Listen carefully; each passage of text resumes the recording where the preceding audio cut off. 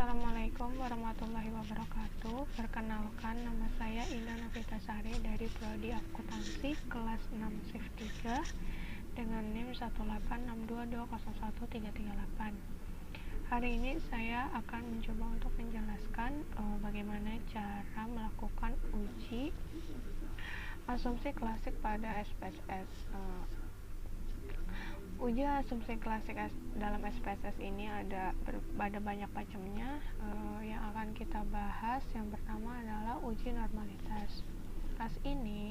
Uji normalitas ini bisa dilakukan dengan berbagai cara, misalnya uji grafik dan uji Kolmogorov-Smirnov. Langkah-langkah untuk melakukan uji normalitas adalah: pertama, siapkan datanya terlebih dahulu. Di sini saya sudah ada data. Di sini saya sudah mempunyai data. Datanya itu di video yang sebelumnya. Lalu yang kita butuhkan hanya total dari lean accounting, continuous improvement, sama value stream cost. Di sini kita udah jadiin satu, tinggal kita copy saja ke dalam SPSS. Copy. Kita masukin ke tab data view. Kita paste. Ya, akan muncul seperti ini. Lalu kita ubah namanya di sini. Langsung ubah saja, ubah manual.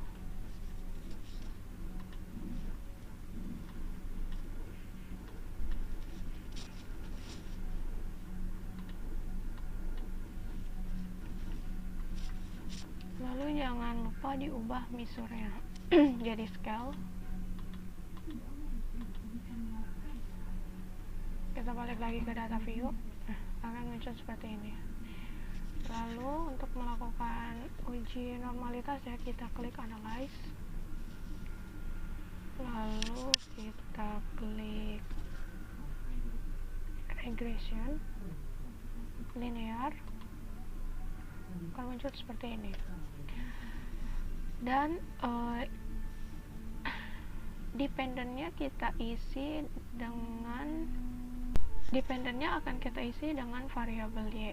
Kita pindahkan saja, dan untuk X1 dan X2 nya kita masukkan ke independen. Oke, seperti ini. Lalu kita klik plot. Yang Y kita isi, yang Y nya kita masukin yang spreadsheet ini, kita pindahkan. Lalu yang X nya ini kita masukkan yang ini. Jangan lupa histogram dan normal probability plotnya dicentang, lalu klik continue. Setelah ini kita klik OK. Kita tunggu beberapa saat, akan muncul output seperti ini. Nah, kita akan melakukan uji grafik ya. Kita lihat dari grafik histogramnya nih. Data dikatakan normal jika data ini diagram batang ini mengikuti garis yang arah ini, garis ini. Itu dikatakan normal. Yang garis ini itu dikatakan normal. Lalu kita lihat juga yang diagram p-plotnya nih, p-plot of regression standardized residual. Data dikatakan normal apabila titik-titik yang biru-biru ini mengikuti garis diagonal yang ada di sini, itu dikatakan normal. Selain uji grafik ini, biasanya kita ditambahkan oleh uji Kolmogorov-Smirnov untuk meyakinkan kebenaran dari uji grafik histogram dan uji grafik p-plot. Oke, sekarang kita akan mencoba untuk melakukan uji Kolmogorov-Smirnov. Langkah pertamanya kita klik Analyze, lalu Regression, Linear, akan muncul seperti ini. Lalu kita klik Save dan centang yang bagian residual unstandard disk. Lalu kita klik Continue. Oke, kita tunggu. Nah,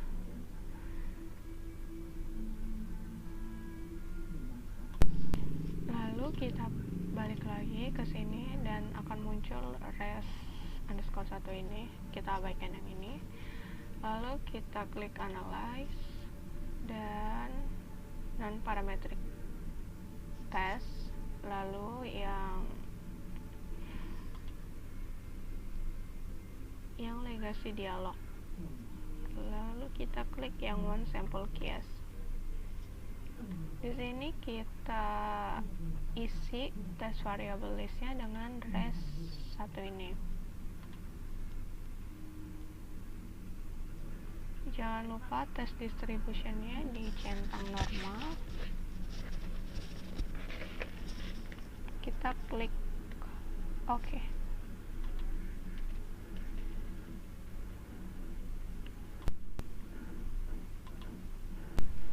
Lalu akan muncul output seperti ini. Kita lihat di end part testnya ini, one sample Kolmogorov-Smirnov test.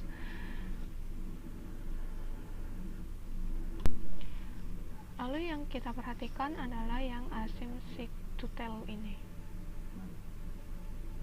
Hasilnya 0,200. Interpretasinya, jika nilai di atas dari 0,05, dia dikatakan data yang normal. Dan setelah kita lihat dari data yang sudah ada, ternyata nilai asymptotalnya itu 0,200. Berarti data yang kita uji ini adalah data normal. Jika nilai yang ada di sini lebih kecil daripada 0,05, berarti data ini dikatakan tidak normal. Oke, sekarang kita akan melakukan uji multikolinearitas. Uji multikolinearitas ini digunakan untuk menguji apakah sebuah model regresi terdapat korelasi atau hubungan kuat antara variabel independen dengan variabel independen lainnya. Oke, caranya adalah kita klik Analyze, lalu kita klik Regression, klik Linear, akan muncul seperti ini. Dependent kita isi dengan variabel Y, lalu yang independennya kita isi dengan X1 dan X2. Oke, seperti ini. Lalu kita klik statistik, kita centang yang bagian covariance matrix dengan collinearity diagnostic. Kita continue dan oke.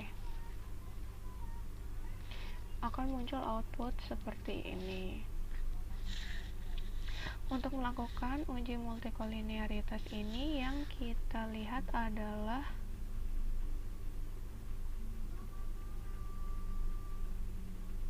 yang akan kita lihat ada di bagian sini koefisien yang tolerance dan FIT. Interpretasinya itu jika nilai tolerance lebih besar dari 0,1, maka dapat disimpulkan bahwa data ini tidak terjadi multikolinearitas. Lalu selain kita lihat dari tolerance, kita juga bisa lihat dari VIF. VIF ini violation factor. faktor.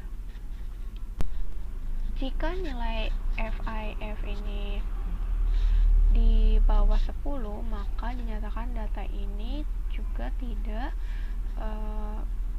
terjadi multikolinearitas.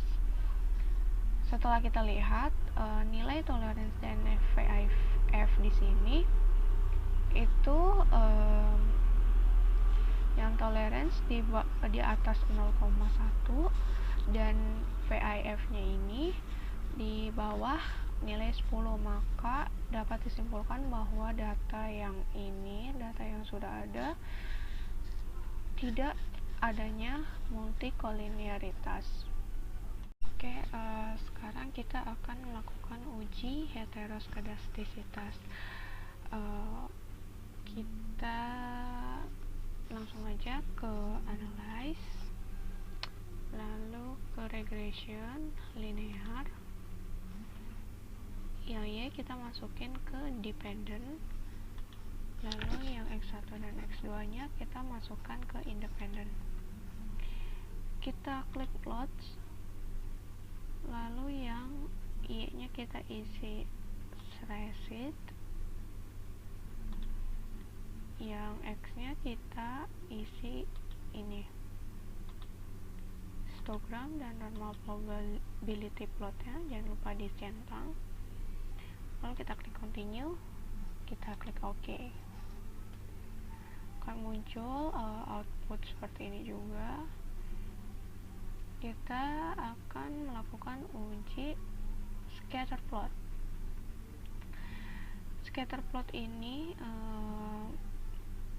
kita lihat dari banyaknya titik, maksudnya persebaran titiknya ini. Jika pola dari scatter plot ini titiknya itu menyebar secara acak dan tidak membuat sebuah pola tertentu, dan titiknya menyebar di atas garis 0 maupun di bawah garis 0 secara acak seperti ini, maka dapat dipastikan bahwa data yang sedang kita uji ini tidak mengalami heteroskedastisitas. Jadi